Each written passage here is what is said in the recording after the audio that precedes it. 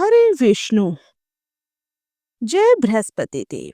नमस्कार दोस्तों, आपका हिंदी कहानी वैविशाली चैनल पर एक बार फिर से स्वागत है। दोस्तों, गुरुवार का दिन भगवान विष्णु और गुरु बृहस्पति जी की पूजा के लिए समर्पित है। इस दिन लोग व्रत रखते हैं और इनकी विधि पूर्वक पूजा करते हैं। जो लोग गुरुवार का व्रत रखते हैं उनको व्रत के कुछ नियमों का पालन करना जरूरी होता है। तो दोस्तों, इस वीडियो में हम व्रत के क्या क्या नियम हैं, किस प्रकार आप अगर पहला व्रत रख रहे हैं या आप व्रत रख रहे हैं तो हमें किन किन नियमों का पालन करना है, वो सब, इसकी क्या पूजा विधि है, ये सब हम इस वीडियो में जानेंगे और अंत में बृहस्पति देव जी की कथा का श्रवण भी करेंगे। तो दोस्तों, इस वीडियो को लाइक करें, चैनल को सब्सक्राइब नहीं किया है तो चैनल को सब्सक्राइब करें। चलिए शुरू करते हैं। हिंदू धर्म में हर दिन किसी न किसी देवी देवता को समर्पित है। जिस तरह सोमवार का दिन भगवान शिव को समर्पित है, मंगलवार हनुमान जी को समर्पित है और बुधवार का दिन गणेश जी को समर्पित है, उसी तरह गुरुवार के दिन भगवान श्री हरि विष्णु की पूजा की जाती है। गुरुवार बृहस्पतिवार का व्रत बड़ा ही फलदायी माना जाता है। ऐसी मान्यता है कि इस दिन भगवान विष्णु की पूजा अर्चना और व्रत रखने से भगवान प्रसन्न होते हैं और अपने भक्तों पर अपनी कृपा बरसाते हैं और उन्हें मनचाहा वरदान देते हैं। गुरुवार के दिन व्रत करना अत्यंत शुभ माना गया है। व्रत करने के बाद हमें कथा का श्रवण अवश्य करना है, जिससे हमारे घर परिवार में सुख समृद्धि बनी रहती है। अगर व्रत के नियमों का पालन ना किया जाए तो भगवान श्री हरि विष्णु नाराज हो जाते हैं। तो हमें किन किन बातों का ध्यान रखना है, क्या इसकी पूजा विधि है, व्रत कैसे किया जाता है, आइए जानते हैं। गुरुवार के दिन हमें सुबह जल्दी उठकर स्नान करना है। इसके बाद पूजा घर या केले के पेड़ के नीचे भगवान श्री हरि विष्णु की प्रतिमा या फोटो रखकर उन्हें प्रणाम करें। इस दिन केले के पेड़ की पूजा की जाती है, पर केले का सेवन नहीं किया जाता। केले को प्रसाद के रूप में भगवान विष्णु और बृहस्पति देव जी को चढ़ाया जाता है। कोई नया छोटा या पीला वस्त्र भगवान को अर्पित करना है। हाथ में चावल और पवित्र जल लेकर व्रत का संकल्प ले। एक लोटे में पानी और हल्दी डालकर पूजा के स्थान पर रखें। भगवान को गुड़ और धुनी चने की दाल का भोग लगाएं। गुरुवार व्रत की कथा का श्रवण करें, पूजा पाठ व आरती करें। भगवान को प्रणाम करके हल्दी वाला पानी केले की जड़ या किसी अन्य पौधे की जड़ों में डालना चाहिए। तो दोस्तों, इस दिन हमें पीले रंग के वस्त्र डालने हैं और जब हम व्रत का शाम के समय पारण करेंगे तो हमें पीला भोजन ही करना है। इस दिन हमें नमक का सेवन बिल्कुल भी नहीं करना है। सुबह दोपहर को आप फलाहार कर सकते हैं। शाम के समय आपको बृहस्पति देव और श्री हरि विष्णु की पूजा करने के बाद कथा सुनने के पश्चात आप भोजन ग्रहण कर सकते हैं। अगर आप पहली बार गुरुवार का व्रत रखने जा रहे हैं तो आपको उस गुरुवार का चयन करना चाहिए जिस दिन पुष्य नक्षत्र हो। अगर ये संभव न हो जाए, किसी भी मास के शुक्ल पक्ष के पहले गुरुवार से यह व्रत की शुरुआत आप कर सकते हैं। अगर आप गुरुवार के दिन भगवान विष्णु की पूजा करते हैं तो इस दिन केले का सेवन भूल कर भी हमें नहीं करना है। हिंदू धर्म के अनुसार केले के पेड़ में भगवान श्री हरि विष्णु का वास माना जाता है, इसलिए गुरुवार के दिन केले के पेड़ पर जल अर्पित करना और उसकी पूजा करनी होती है। वही माना जाता है कि गुरुवार के दिन हमें दाढ़ी, बाल, नाखून नहीं कटवाने चाहिए। इसके साथ ही इस दिन कपड़े धोने व सिर धोने आदि की भी मनाही की जाती है। पूजा के दौरान हमें पीले रंग के वस्त्र ही पहनने हैं। पीले फल और पीले फूल भगवान श्री हरि विष्णु और गुरु बृहस्पति जी को बेहद पसंद है, इसलिए पूजा के दौरान इन चीजों को अर्पित अवश्य करें। जिस प्रकार 16 सोमवार का व्रत रखा जाता है, ठीक उसी प्रकार 16 गुरुवार के भी व्रत रखे जाते हैं। इसके बाद इस व्रत का पारण किया जाता है। गुरुवार के दिन भगवान विष्णु की पूजा आराधना करने के बाद गुड़, पीला कपड़ा, चने की दाल और केला भगवान जी को अर्पित करने के बाद गरीबों में दान देना चाहिए। कहते हैं इससे भगवान विष्णु की कृपा दृष्टि अपने भक्तों पर सदैव बनी रहती है। गाय में कई करोड़ देवी देवताओं का वास होता है। गुरुवार के दिन गाय को रोटी और गुड़ खिलाने से सभी कष्ट दूर हो जाते हैं और हमारे जीवन में सुख शांति बनी रहती है। तो दोस्तों, ये रहे व्रत के कुछ नियम। इसके बाद हम कथा का श्रवण करते हैं। चलिए शुरू करते हैं कथा। भारतवर्ष में एक प्रतापी और दानी राजा राज्य करता था। वह नित्य गरीबों और ब्राह्मणों की सहायता करता था। यह बात उसकी रानी को अच्छी नहीं लगती। वह ना ही गरीबों को दान देती और ना ही भगवान का पूजन करती थी और राजा को भी दान देने से मना किया करती थी। एक दिन राजा शिकार खेलने वन को गए हुए थे तो रानी महल में अकेली थी। उसी समय बृहस्पति देव साधु वेश में रानी के महल में भिक्षा के लिए गई और भिक्षा मांगी। रानी ने भिक्षा देने से इनकार किया और कहा, हे साधु महाराज, मैं तो दान पुण्य से तंग आ गई हूँ। मेरा पति सारा धन लुटाते रहते हैं। मेरी इच्छा है कि सारा धन नष्ट हो जाए, फिर ना रहेगा बांस ना बजेगी बांसुरी। साधु ने कहा, देवी तुम तो बड़ी विचित्र हो। धन संतान तो सभी चाहते हैं, पुत्र और लक्ष्मी तो पापी के घर में भी होने चाहिए। यदि तुम्हारे पास अधिक धन है तो भूखों को भोजन दो, प्यासों के लिए प्याऊ बनवाओ, मुसाफिरों के लिए धर्मशालाएं खुलवाओ। जो निर्धन अपनी कुंवारी कन्याओं का विवाह नहीं कर सकते उनका विवाह करा दो। ऐसे और कई काम हैं जिसके करने से तुम्हारा यश लोक परलोक में फैलेगा। परंतु रानी पर उपदेश का कोई प्रभाव न पड़ा। वह बोली, महाराज आप मुझे कुछ ना समझाएं। मैं ऐसा धन नहीं चाहती जो हर जगह बांटती फिरूं। साधु ने उत्तर दिया, यदि तुम्हारी ऐसी इच्छा है तो तथास्तु ऐसा ही होगा। तुम ऐसा करना कि बृहस्पतिवार को घर लीपकर पीली मिट्टी से अपना सिर धोकर स्नान करना, भटी चढ़ाकर कपड़े धोना, और ऐसा करने से आपका जो सारा का सारा धन है वो नष्ट हो जाएगा। इतना कहकर वह साधु महाराज वहां से आलोप हो गई। साधु के अनुसार कई बातों को पूरा करते हुए रानी को केवल 3 बृहस्पतिवार ही बीते थे कि उसकी समस्त धन संपत्ति नष्ट हो गई। भोजन के लिए राजा का परिवार तरसने लगा। एक दिन राजा ने रानी से बोला कि हे रानी, तुम यहीं रहो, मैं दूसरे देश को जाता हूँ क्योंकि यहाँ पर सभी लोग मुझे जानते हैं, इसलिए मैं कोई छोटा कार्य नहीं कर सकता। ऐसा कहकर राजा परदेश चला गया। वहां वह जंगल से लकड़ी काट कर लाता और शहर में बेचता। इस तरह वह अपना जीवन व्यतीत करने लगा। इधर राजा के परदेश जाते ही रानी और दासी दुखी रहने लगी। एक बार जब रानी और दासी को 7 दिन तक बिना भोजन के रहना पड़ा तो रानी ने अपनी दासी से कहा, हे दासी, पास ही के नगर में मेरी बहन रहती है, वह बड़ी धनवान है, तो उसके पास जा और कुछ ले आ ताकि थोड़ी बहुत गुजर बसर हो जाए। दासी रानी के बहन के पास गई। उस दिन गुरुवार था और रानी की बहन उस समय बृहस्पतिवार व्रत की कथा सुन रही थी। दासी ने रानी की बहन को अपनी रानी का संदेश दिया, लेकिन रानी की बहन बड़ी कोई उत्तर नहीं दिया। वह दासी को रानी की बहन से कोई उत्तर नहीं मिला तो वह बहुत दुखी हुई और उसे क्रोध भी आया। दासी ने वापस आकर रानी को सारी बात बता दी। सुनकर रानी ने अपने भाग्य को कोसा और कहा कि ऐसे बुरे समय में कोई भी किसी का साथ नहीं देता। उधर रानी की बहन ने सोचा कि मेरी बहन की दासी आई थी, परंतु मैं उससे नहीं बोली, इससे वह बहुत दुखी हुई होगी। कथा सुनकर और पूजन समाप्त करके वह अपनी बहन के घर आई और कहने लगी, हे बहन, मैं बृहस्पतिवार का व्रत कर रही थी। तुम्हारी दासी जब मेरे घर आई थी, परंतु जब तक कथा होती है तब तक ना तो उठते हैं और ना ही बोलते हैं, इसलिए मैं नहीं बोली। कहो दासी क्यों गई थी? रानी बोली, बहन तुमसे क्या छुपाऊं, हमारे घर में खाने तक को अनाज नहीं था। ऐसा कहते कहते रानी की आंखें भर आई। उसने दासी समेत पिछले 7 दिनों से भूखे रहने की बात भी अपनी बहन को विस्तार पूर्वक सारी की सारी सुना दी। रानी की बहन बोली, देखो बहन, भगवान बृहस्पति देव सबकी मनोकामना को पूर्ण करते हैं। देखो शायद तुम्हारे घर में भी अनाज रखा हो। पहले तो रानी को विश्वास नहीं हुआ, पर बहन के बार बार आग्रह करने पर उसने अपने दासी को अंदर भेजा तो उसे सचमुच अनाज से भरा एक घड़ा मिल गया। यह देखकर दासी को बड़ी हैरानी हुई। दासी रानी से कहने लगी, हे रानी, जब हमको भोजन नहीं मिलता तो हम व्रत ही तो करते हैं, इसलिए क्यों ना इनसे व्रत और कथा की विधि पूछ ली जाए ताकि हम भी व्रत कर सकें। तब रानी ने अपनी बहन से बृहस्पतिवार व्रत के बारे में पूछा। उसकी बहन ने बताया, बृहस्पतिवार के व्रत में चने की दाल और मुनक्का से विष्णु भगवान का केले की जड़ में पूजन करें तथा दीपक जलाएं।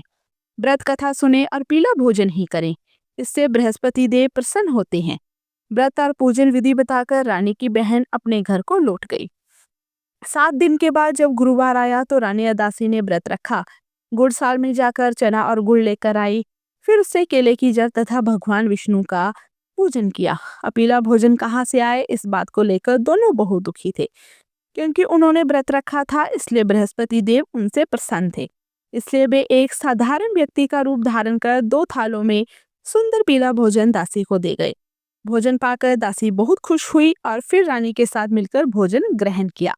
इसके बाद वे सभी गुरुवार को व्रत और पूजन करने लगी। बृहस्पति भगवान की कृपा से उनके पास फिर से धन संपत्ति आ गई परंतु रानी फिर से पहले की तरह आलस्य करने लगी। तब दासी बोली, देखो रानी, तुमने पहले भी इस प्रकार आलस्य किया था तो तुम्हें धन रखने में कष्ट होता था। इस कारण सभी धन नष्ट हो गया और अब जब भगवान बृहस्पति की कृपा से धन मिला है, तुम्हें फिर से आलस्य होता है। रानी को समझाते हुए दासी कहती है कि बड़ी मुसीबतों के बाद हमने यह धन पाया है, इसलिए हमें दान पुण्य करना चाहिए, भूखे मनुष्यों को भोजन कराना चाहिए और धन को शुभ कार्यों में खर्च करना चाहिए, जिससे तुम्हारे कुल का यश बढ़ेगा, स्वर्ग की प्राप्ति होगी और पितृ भी प्रसन्न होंगे। दासी की बात मानकर रानी अपना धन शुभ कार्यों में खर्च करने लगी, जिससे पूरे नगर में उसका जश फैलने लगा। बृहस्पतिवार व्रत कथा के बाद श्रद्धा के साथ आरती भी की जानी चाहिए। इसके बाद प्रसाद बांटकर उसे ग्रहण भी करना चाहिए। एक दिन राजा दुखी होकर जंगल में एक पेड़ के नीचे आसन जमाकर बैठ गया। वह अपनी दशायोग को याद करते हुए व्याकुल होने लगा। बृहस्पतिवार का दिन था। एकाएक उसने देखा कि इस निर्जल और अनजान वन में एक साधु प्रकट हुए। वह साधु भेष में स्वयं बृहस्पति देव ही थे। लकड़हारे के सामने आकर बोले, हे लकड़हारे, इस सुनसान जंगल में तू चिंता मगन क्यों बैठा हुआ है? लकड़हारे ने दोनों हाथ जोड़कर प्रणाम किया और उत्तर दिया, महात्मा जी, आप सब कुछ जानते हैं, मैं क्या कहूँ। यह कहकर रोने लगा और साधु को अपनी सारी की सारी आत्मकथा सुनाई। महात्मा जी ने कहा, तुम्हारी स्त्री ने बृहस्पतिवार के दिन भगवान का निरादर किया था, जिसके कारण रुष्ट होकर उन्होंने तुम्हारी यह दशा कर दी। अब तुम चिंता मत करो और इस कहने पर चलो तो हम तुम्हारे सारे के सारे कष्ट दूर हो जाएंगे। भगवान पहले से भी अधिक संपत्ति देंगे। तुम बृहस्पति के दिन कथा किया करो, 2 पैसे के चने मुनक्का लाकर उसका प्रसाद बनाओ और शुद्ध जल से लोटे में शक्कर मिलाकर अमृत तैयार करो। कथा के पश्चात अपने सारे परिवार और सुनने वाले प्रेमियों में अमृत व प्रसाद बांटकर आप भी ग्रहण करो। ऐसा करने से भगवान तुम्हारी सब मनोकामनाएं पूरी करेंगे। साधु के ऐसे वचन सुनकर लकड़हारा बोला, हे प्रभु, मुझे लकड़ी बेचकर इतना पैसा नहीं मिलता कि भोजन के उपरांत कुछ बचा सकूं। मैंने अपनी रात्रि में अपनी स्त्री को व्याकुल देखा। मेरे पास कुछ भी नहीं जिससे मैं उसकी खबर मंगवा सकूं। साधु ने कहा, हे लकड़हारे, तुम किसी बात की चिंता मत करो। बृहस्पति के दिन तुम रोजाना की तरह लकड़ियां लेकर शहर को जाओ।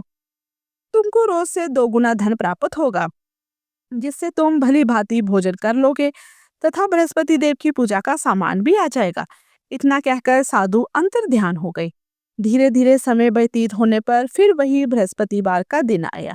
लकड़हारा जंगल से लकड़ी काटकर किसी शहर में बेचने गया। उसे उस दिन और अधिक धन मिला। राजा ने चना गुड़ आदि लाकर गुरुवार का व्रत किया और उस दिन से उसके सभी क्लेश दूर हो गए। परंतु जब दोबारा गुरुवार का दिन आया तो बृहस्पतिवार का व्रत करना भूल गया। इस कारण बृहस्पति देव भगवान नाराज हो गए। उस दिन उस नगर के राजा ने विशाल यज्ञ का आयोजन किया था तथा शहर में यह घोषणा करा दी कि कोई भी मनुष्य अपने घर में भोजन ना बनावे और ना ही आग जलावे। समस्त जनता मेरे यहाँ भोजन करने आए। इस आज्ञा को जो ना मानेगा उसे फांसी की सजा दी जाएगी। इस तरह की घोषणा संपूर्ण नगर में करवा दी गई। राजा के आज्ञा अनुसार शहर के सभी लोग भोजन करने गए, लेकिन लकड़हारा कुछ देर से पहुंचा, इसलिए राजा ने उसको अपने साथ घर लेकर आ गया और वहीं पर भोजन कराने लगा। तो रानी की दृष्टि उस खूंटी पर पड़ी जिस पर उसका हार लटका हुआ था। वह वहां पर दिखाई नहीं दिया। रानी ने निश्चय किया कि मेरा हार इस मनुष्य ने चुरा लिया है। उसी समय सिपाहियों को बुलाकर उसको कारागार में डलवा दिया गया। जब लकड़हारा कारागार में पड़ गया तो वह दुखी होकर विचार करने लगा कि ना जाने कौन से पूर्व जन्म के कर्म से मुझे यह दुख प्राप्त हुआ है, और उसी साधु को याद करने लगा जो कि जंगल में मिला था। उसी समय तत्काल बृहस्पति देव साधु के रूप में प्रकट हुए और उसकी दशा को देखकर कहने लगे, अरे मूर्ख, तूने बृहस्पति देव की कथा नहीं करी, इस कारण तुझे दुख प्राप्त हुआ है। अब चिंता मत कर, बृहस्पतिवार के दिन कारागार के दरवाजे पर 4 पैसे पड़े मिलेंगे। इनसे तू बृहस्पति देव की पूजा करना, तेरे सभी कष्ट दूर हो जाएंगे।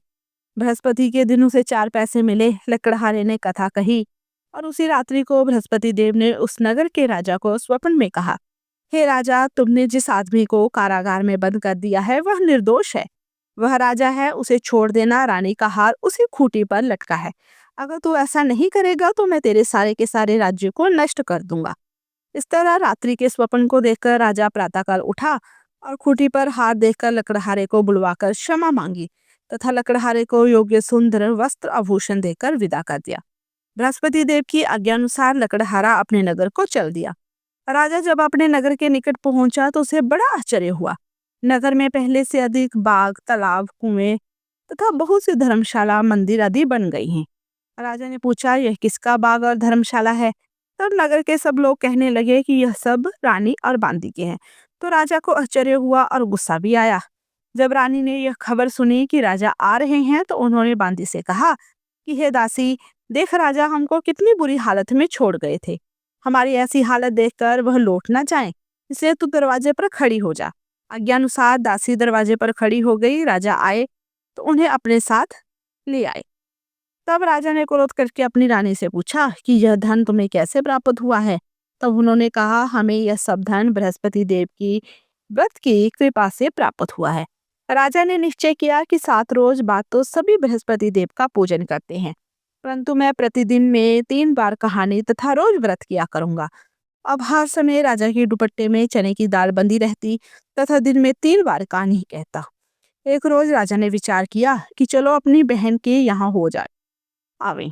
इस तरह निश्चय कर राजा घोड़े पर सवार हो अपनी बहन के यहाँ को चलने लगा। मार्ग में उसने देखा कि कुछ आदमी एक मुर्दे को लिए जा रहे हैं। उन्हें रोककर राजा कहने लगा, अरे भाइयों, मेरी बृहस्पति देव की कथा सुन लो। वे बोले, लो हमारा तो आदमी मर गया, इसको अपनी कथा की पड़ी है। परंतु कुछ आदमी बोले, अच्छा कहो, हम तुम्हारी कथा भी सुनेंगे। राजा ने दाल निकाली और जब कथा आदि हुई तो मुर्दा हिलने लग गया। और जब कथा समाप्त हो गई तो राम राम करके मनुष्य उठकर खड़ा हो गया। आगे मार्ग में उसे एक किसान खेत में हल चलाता मिला। राजा ने उसे देख और उससे बोला, अरे भैया, तुम मेरी बृहस्पतिवार की कथा सुन लो।